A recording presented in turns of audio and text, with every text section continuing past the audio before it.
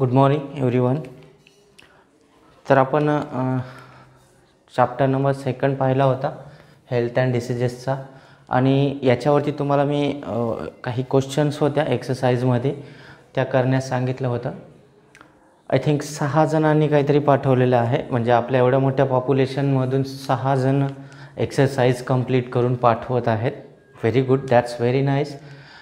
आता त्यांनी या 6 जणांपैकी म्हणजे जे आहेत, आय थिंक राजेश,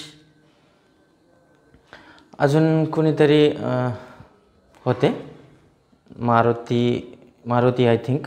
तर 2-4 मुलांनी क्वेश्चन केलेला आहे की सर एक्सरसाइजमध्ये क्वेश्चन नंबर 9चा आन्सर सांगायचा आहे, right.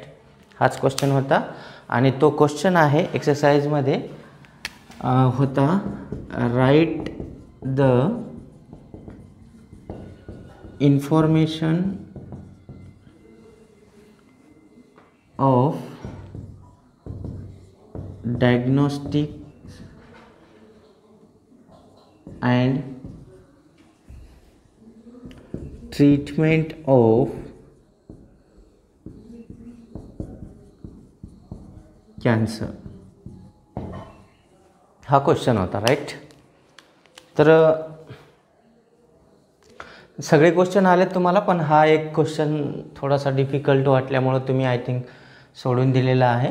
But you all have now, you have mobiles, you have internets.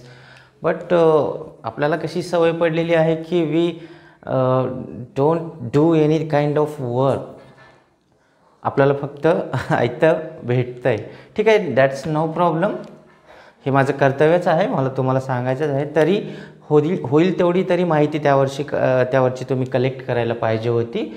But जाऊ द्या, मी देतो तुम्हाला, त्याचं काही प्रॉब्लेम नाही. आणि तुम्हाला माहिती आहे की ट्रीटमेंट आणि हा आन्सर का आलेला नाही, कारण आपण डायग्नोसिस आणि ट्रीटमेंट जे आहे ते आपण सिलेबसमध्ये ट्रीटमेंट वगैरे जे बघितलं नाही कॅन्सरच्या. ओके, तर आता आपण त्या डिस्कस करूया. फर्स्ट ऑफ ऑल याचं जे आन्सर असणार आहे, ओके, याचा जो आन्सर असेल याच्यामध्ये तुम्हाला 2 गोष्टी घेणं गरजेचं आहे. एक आहे त्याचं डायग्नोसिस. डायग्नोसिसचा अर्थ होतो डिटेक्शन. ओके, काय होतो? डिटेक्शन. आणि ट्रीटमेंट, त्याच्यावरती जे इलाज असेल, उपाय कशा पद्धतीने झाल्यानंतर कॅन्सर डिटेक्ट झाल्यानंतर कसं ट्रीटमेंट केलं जातं, या गोष्टी आल्या पाहिजेत आपल्या आन्सरमध्ये. तर याच्यामध्ये काय असतं की कॅन्सरला बेसिकली एक सगळ्यात कॉमन मेथड आहे जी की कॅन्सरचं डिटेक्शन बाय द इमेजनं केलं जातं, by the imaging technique. Imaging technique काय असते? इमेज तयार करणं, इमेज घेणं, बॉडीमधून एखाद्या पार्ट्समधून इमेज काढणं. आता आपल्याला ही इमेज कशी मिळते? इमेजिंग म्हणजे काय? इमेज तयार करणं किंवा इमेज काढणं. इमेज कशी काढली जाते? बॉडीतून एखाद्या पार्ट्सची, किंवा एखाद्या हेड रिजन असेल, नेक रिजन असेल, आपला हार्ट लंग्स रिजन्स असेल, किडनी रिजन असतील, ह्या सगळ्या बॉडीच्या रिजन्स कशा इमेज थ्रू आल्या. मग आपल्याकडं तुम्ही आठवलं असेल तुम्हाला की एक्सरे आहे, एक्सरे काढलं जातं, सोनोग्राफी, देन आपण CT स्कॅन वगैरे जे म्हणतो, अशा काही टेक्निक्स आहेत. ओके, अजून एक असतं मॅग्नेटिक फील्ड इमेजिंग काहीतरी असतं, मॅग्नेटिक रेझोनन्स इमेजिंग टेक्निक आहे, ती एक असते. त्या पॉवरफुल मॅग्नेटिक फील्डचा वापर केला जातो त्यामध्ये, आणि एक्सरेच्या मदतीनं तिथं इमेज जी आहे क्रिएट केली जाते. तर डायग्नोसिस करण्यासाठी, कॅन्सरचं डायग्नोसिस करण्यासाठी काय केलं जातं? त्याची इमेज काढणं गरजेचं आहे पार्टची. आता कॅन्सरचं डायग्नोसिस म्हणजे काय आहे? याच्यामध्ये तुम्हाला कॅन्सर दिसतं कसं? आपण डिफाईन केलं होतं, uncontrol and abnormal abnormal growth of cell, right? Uncontrol and abnormal growth of cell, right. आता ह्याच्यावरून काय समजतं की एखादा बॉडी पार्ट आहे, सपोज करा we have lungs, okay, like दिस.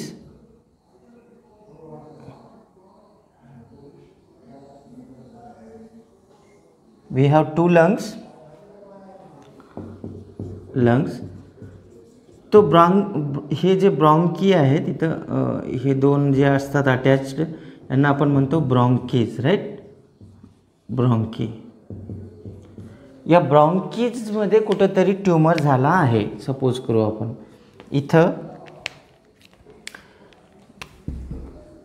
इथं समजू आपण, ओके, इथं, राईट. आता हा ट्यूमर सेल, हा कॅन्सर सेल समजू आपण. काय आहे हा? Cancer cell. आपल्या डेफिनेशननुसार काय होणार मग? अनकंट्रोल ग्रोथ होईल, अनकंट्रोल ॲबनॉर्मल ग्रोथ. त्याची ग्रोथ इतकी रॅपिड असणार आहे की ते थांबणारच नाही. मग त्या ठिकाणी काय करणार? अशा प्रकारचं मी शिकवताना पण सांगितलं की अशा प्रकारचं तो स्वतः खूप रॅपिडली डिवाईड करेल ती सेल, आणि एक काय बनवलं मग आता? Tumour, right. ट्यूमर बनवलं. आता याला डायग्नोस्ट कसं करणार? एखाद्याच्या शरीरामध्ये ट्यूमर फॉर्म झालेला आहे एखाद्या पार्टला, हे डायग्नोसिस करण्यासाठी आपल्याकडे ह्या इमेजिंग मेथड आहेत, इमेजिंग टेक्निक आहे. इमेजिंग, ओके, आपण ते इमॅजिन नाही, इमेजिंग वर्ड लक्षात ठेवायचं. जर तुम्हाला हे इमॅजिन म्हटलं असतं, ओके,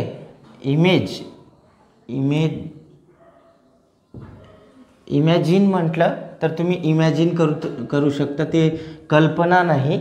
या ठिकाणी इमेज बनवणं, समजतंय? इमेज म्हणजे काय? फोटोग्राफ, फोटो बनवणं. फोटो काढली जाते बॉडीतून, शरीरातून, okay, that is the imaging technique. तर इमेजिंग टेक्निक वापरली जाते, इमेज काढली जाते बाय द व्हेरियस टेक्नॉलॉजीज. तर त्या कोणत्या टेक्नॉलॉजीज आहेत?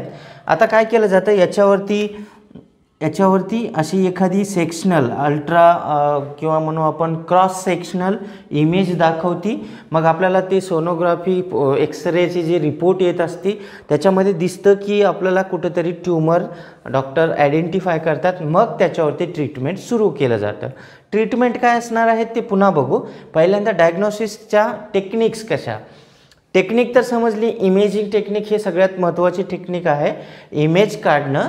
पण त्याच्यासाठी वेगवेगळ्या टेक्नॉलॉजीज अवेलेबल आहेत, जसं की आपण CT स्कॅन आहे, एक्सरे आहेत, या सगळ्यात, ओके. तर ते कसं असतात, कोणत्या आहेत त्या पाहू. तर या आन्सरमध्ये पहिल्यांदा तुम्ही कसं लिहिणार? उत्तर लिहिताना स्टार्ट करा.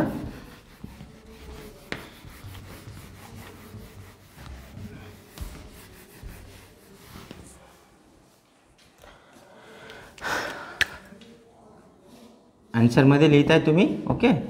The most common method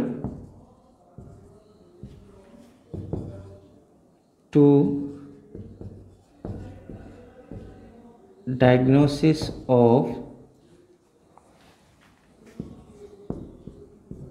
cancer is imaging.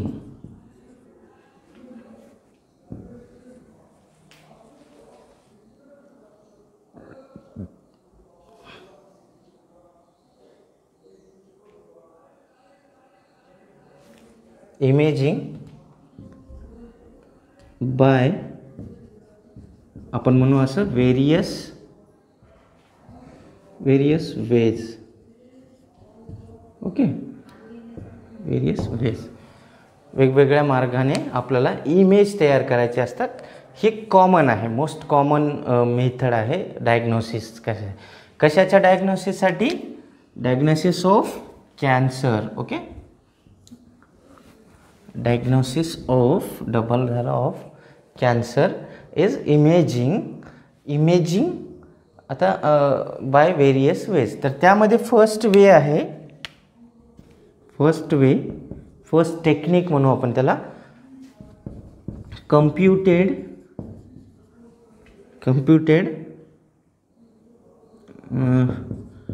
Tomography त्याला म्हटलं जातं, कम्प्युटेड टोमोग्राफी. याला आपण सगळे ओळखतो, पण हे नाव माहिती नाही बऱ्याच जणांना. आता असं जेव्हा मी लिहिणार तेव्हा तुम्हाला समजेल. CT स्कॅन, आता समजलं असेल तुम्हाला. CT scan, C means computed, tomography means CT scan. Okay, तर ही एक मेथड आहे आपल्याकडे, टेक्नॉलॉजी आहे. याच्यामध्ये काय केलं जातं, which provide this technique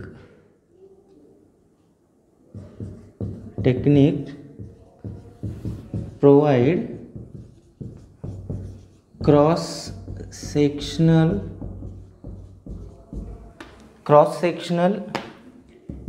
image of cancer's cell by X ray by computer म्हणू आपण. कम्प्युटरवरती आपल्याला दाखवते. CT स्कॅन करण्यासाठी in this technique, in this method म्हणू आपण, इन धिस टेक्निक और in this method use of X-rays to create the image.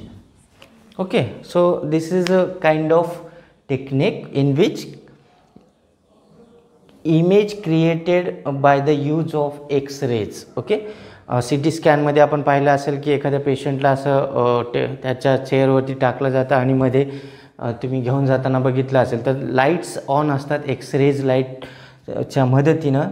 तिथं मग त्यांची कम्प्युटरवरती त्यांच्या शरीरामध्ये कुठंही असेल एखादं ट्यूमर असेल तर ते आपल्याला इमेज तिथं क्रिएट होती आणि दिसते की हा या बॉडी पार्टमध्ये यांना ट्यूमर होत आहे आणि तो कुठल्या स्टेजमध्ये आहे काय आहे ते आपल्याला सर्जरी थ्रू मग पुन्हा कळणार असणार. ओके, तर ही होती एक मेथड. याच्यानंतर अजून एक मेथड आहे,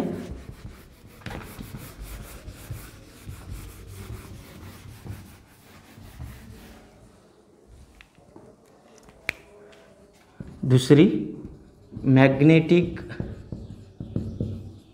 resonance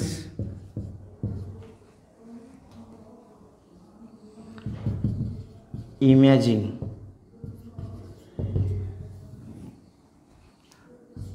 MRI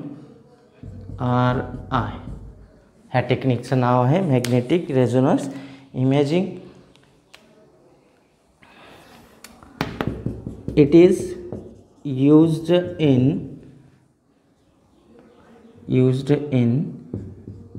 detection of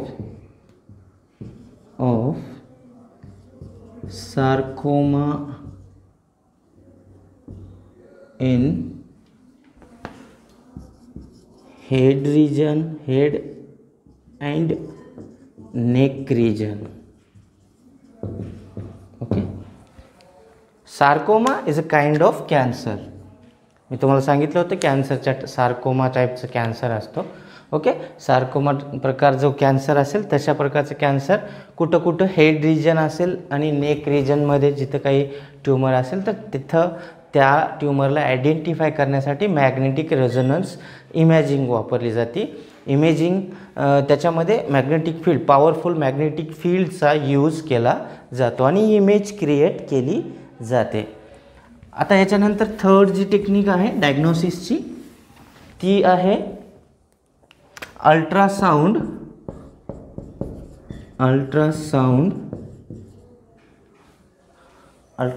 examination.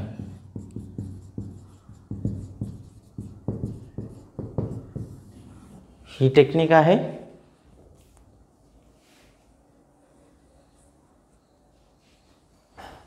याच्यामध्ये एक्झामाइन केलं जातं. It is used to examine the pancreas. Okay, pancreas, liver and kidney या ऑर्गन्सला एक्सेट्रा यांचं एक्झामाइन करण्यासाठी, यांच्या फोटोग्राफ्स जे आहेत दाखवण्यासाठी अल्ट्रासाऊंड एक्झामिनेशनचा यूज केला जातो. अजून एक असते मॅमोग्राफी. फोर्थ टेक्निक आहे mammography.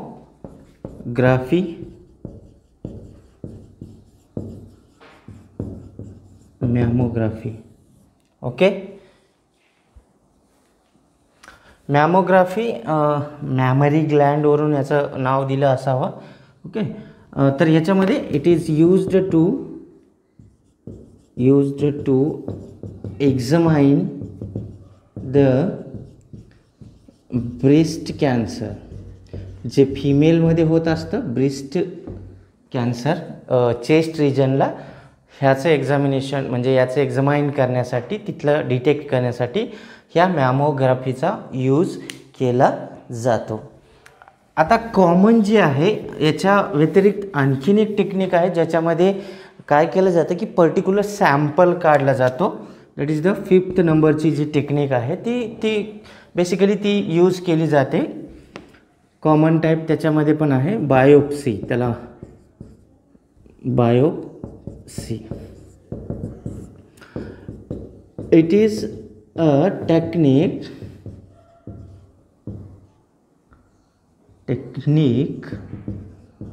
in which tissues of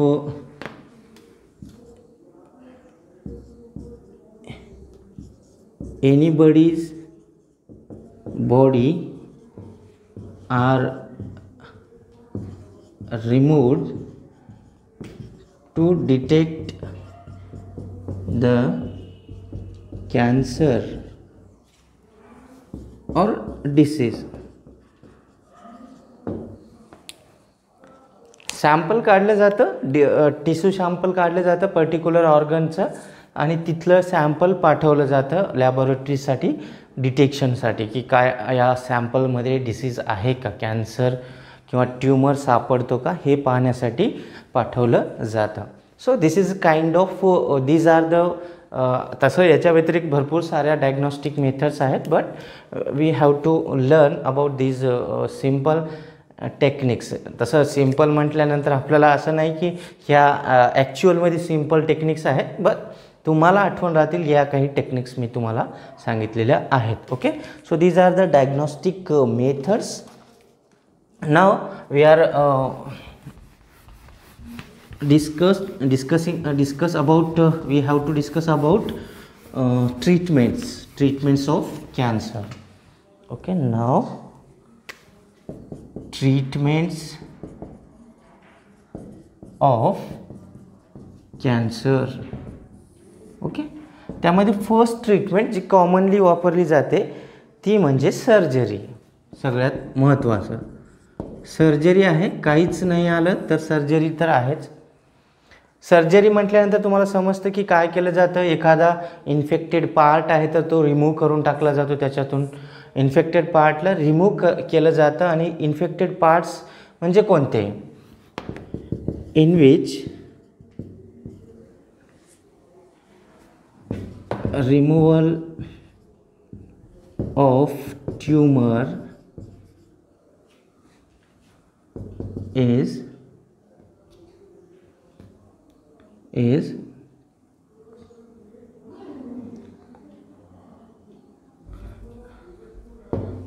in which removal of tumor or infected part of the body असं पण म्हणू. Is done. असं केलं जातं. याच्यामधून पार्ट काढून टाकलं जातं. एखादा ट्यूमर आहे तर त्यालाच काढून टाकलं जातं. सर्जरीचा आणखीन काय फायदा आहे? समजा एखादं ट्यूमर आहे इथं, हा एखादा ऑर्गन आहे, लिव्हर आहे, इथं ट्यूमर झाला होता. ओके, हा ट्यूमर होता. ट्यूमर काढलं गेलं सर्जरी थ्रू, रिमूव्ह केलं. Okay, through the surgery remove केलं, राईट. मग काय होणार, जर समजा या इन्फेक्टेड ट्यूमरस सेल्समुळं जर बाजूला कुठं इन्फेक्शन झालं असेल तर त्यांचं इन्फेक्शन, त्यातल्या इन्फेक्टेड सेल्स देखील रिमूव्ह करू शकतो आपण बाय द सर्जरी. तर सर्जरीमध्ये हा एक यूज आहे. म्हणू शकतो आपण इट इज यूजफुल टू, लिहा, surgery is used to repair damaged cells due to cancer.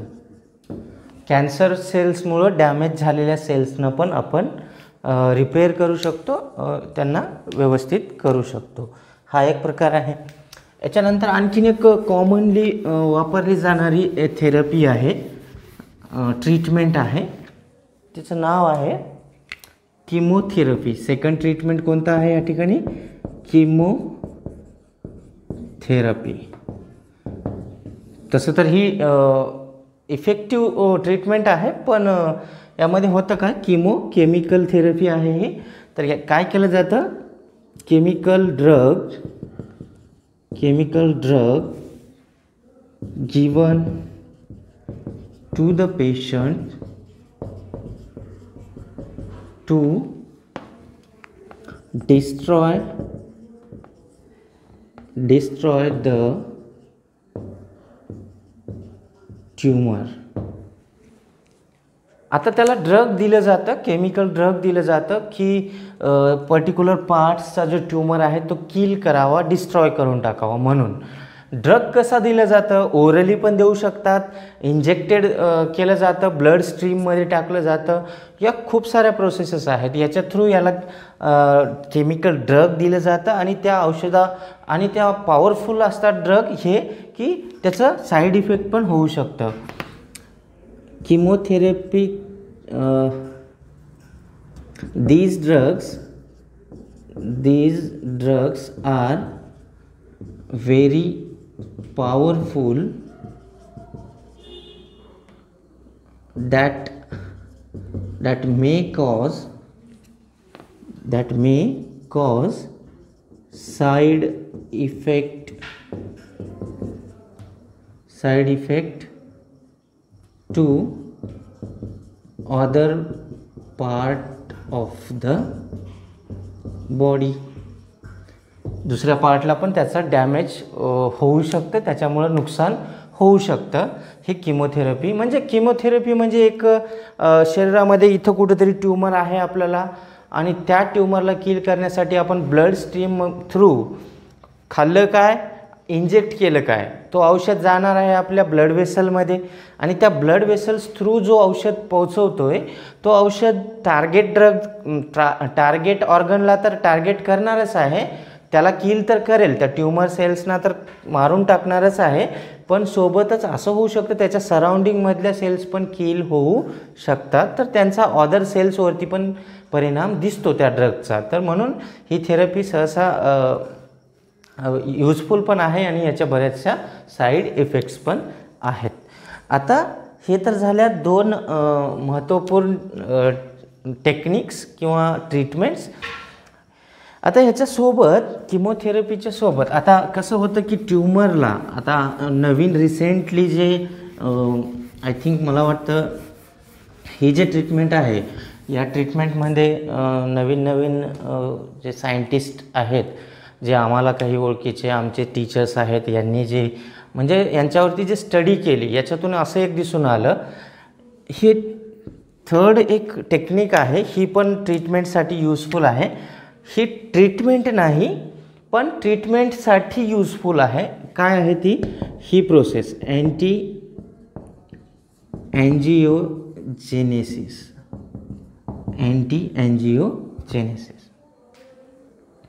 Anti angiogenesis एक प्रोसेस आहे. तर याच्यामध्ये काय केलं जातं?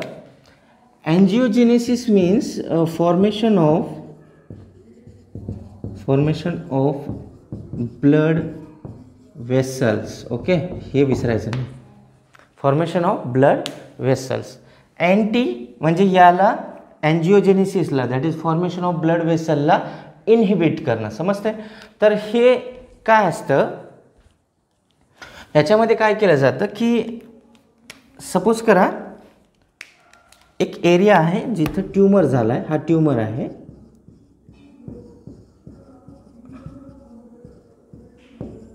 Right, this is an tumour. किंवा आपण ट्यूमरला ब्लॅक कलरनं दाखवू. This is a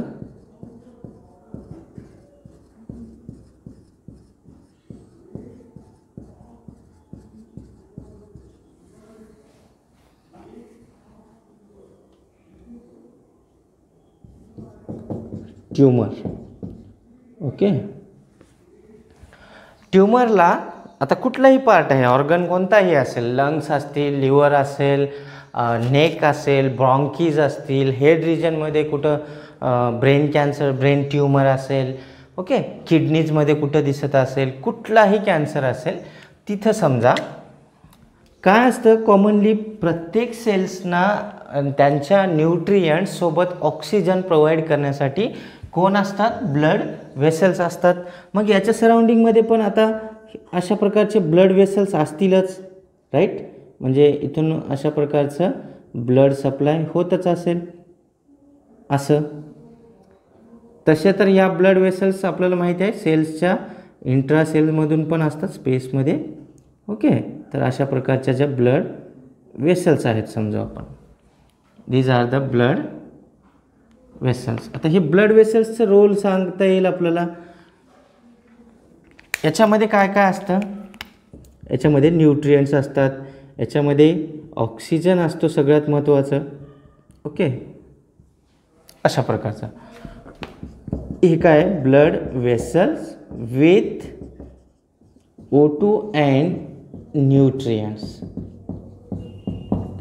O2 and nutrients. आता जर या ट्यूमरला ऑक्सिजन आणि न्यूट्रियंट्स जर प्रोव्हाइड करणं बंद केलं तर याची ग्रोथ होईल का? या सेल्स वाढतील का रॅपिडली? ॲबनॉर्मल ग्रोथ होईल? तर ती होणार नाही. मग याच्यासाठी आपण न्यूट्रियंट तर बंद करणार नाही त्या माणसाचे पर्टिक्युलर, ते तर करू शकत नाही. पण आपण असं करू शकतो की हे जे ब्लड वेसल फॉर्मेशन आहे या ट्यूमरच्या सराउंडिंगमध्ये by the technique that is the anti angiogenesis process through आपण यांचं एखादा ड्रग टाकणार आणि इथं हे एंजिओजेनेसिस प्रोसेसच इनहिबिट करणार. Inhibit the formation of blood vessel. तर याच्यावरती पण आय थिंक मला वाटतं काम झालेलंच आहे, सुरू केलं तर. आणि आता मला वाटतं ही टेक्निक पण आलेली असेल आता रिसेंटली आणि याच्या थ्रू बाकीच्या ज्या ट्रीटमेंट आहेत युजफुल ठरतात. जेव्हा आपण याचं सप्लाय बंद केला तो ट्यूमर वाढणार नाही आणि त्या ट्यूमरला आपण वाढू पण देणार नाही. तिथंच तो जेवढा होता, समजा तो ट्यूमर पहिल्या स्टेजमध्ये सापडला, पहिल्या स्टेजमध्येच आपण त्याला तिथंच रोखू शकतो by the anti angiogenesis. So these are the some treatments and diagnostic methods. Okay, so now you are completed your exercise. बाकीच्यांनी उरलेले असतील थोडंसं घ्या सिरियसली आणि पाठवा तुमचं एक्सरसाइज. ओके.